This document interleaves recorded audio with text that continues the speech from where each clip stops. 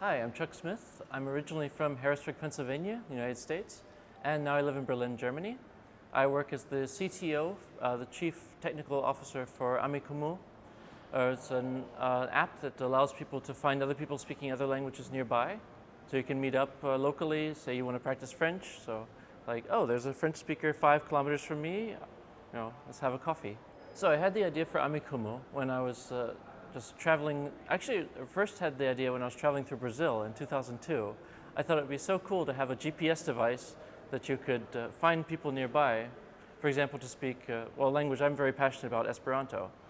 But of course, the problem at the time was that GPS devices were much more expensive.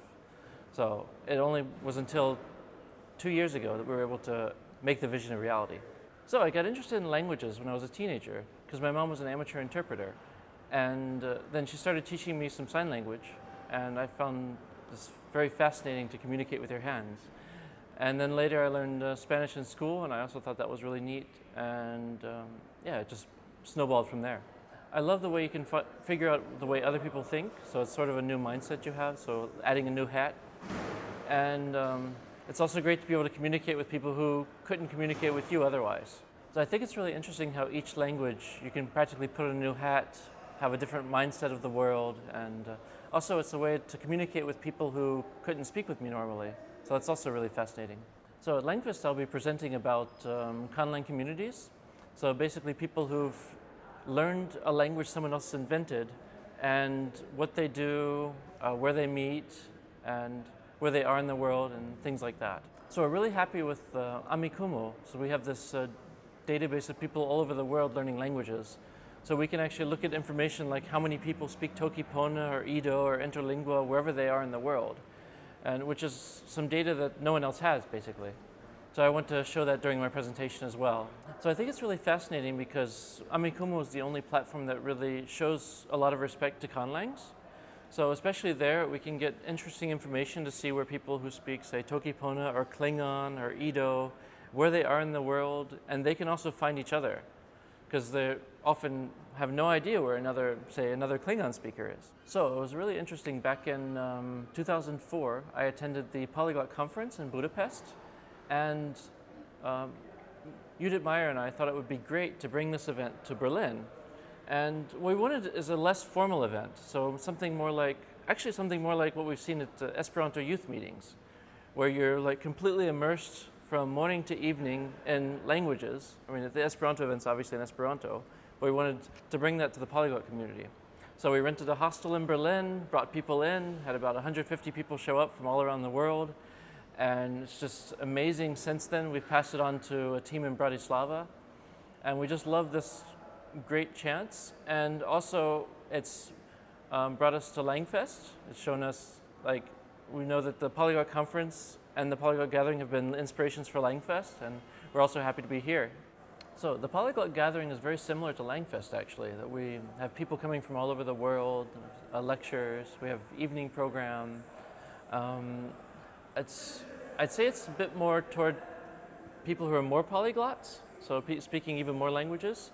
Because I love Langfest, that it feels like it's very welcoming to beginners. I mean, obviously the Polyglot Gathering is also welcoming to beginners, but it feels especially that Langfest is almost like Polyglot Gathering light, you could say. It's not quite as hardcore. And I think that's really good. And they're both really great events. It's hard to compare them, really.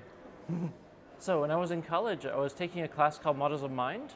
And there I was writing an essay about how computers could learn languages. And I thought it would be really cool for a computer to learn Esperanto, but I thought for a human to learn it, that's a stupid idea. We have human languages for us.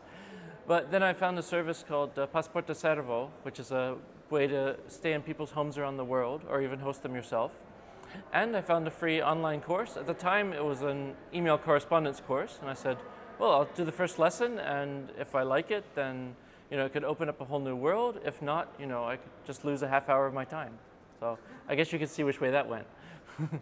So I started learning Esperanto in February 2001, and already in November 2001, I found this little project on the internet called the Wikipedia, and I thought it would be really great for there to be also an Esperanto version of Wikipedia. So I got that started, and it always blows my mind that, like, I always say Esperanto is the only language where 9 months after learning it, you could start an encyclopedia project. I mean, that's insane.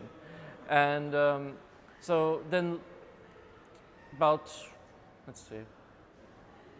So about 3 years ago, I also founded, well, so about 3 years ago, I saw the Duolingo project, and I thought it would be really great to have the Duolingo course in Esperanto. And that just took off like wildfire. There's now over 1 million people learning Esperanto on Duolingo, which is amazing. So, and obviously the problem then is that people on Duolingo learn Esperanto. They don't have a community. They don't know people around them. So that's why we made Amikumu, to help people find Esperanto speakers near them. And if this works for Esperanto, it can work for any language. So Amikumu actually supports over 7,000 languages. And right now we have members on Amikumu who speak over 500 languages.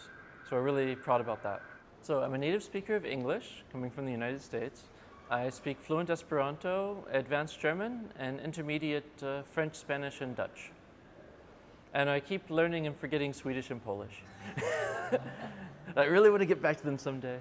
And of course, I also want to get back into American Sign Language, because I'm really passionate about it, but it's really hard to just fit that into my life, unfortunately, as I don't know of any speakers near me in Berlin. So being a co-founder of the Polyglot Gathering, I of course hear about Langfest along with other language events all around the world. And it's just really excited for me to come back to my home continent, per se, to participate in a language event here. So I always love it being at Langfest. It's so much fun.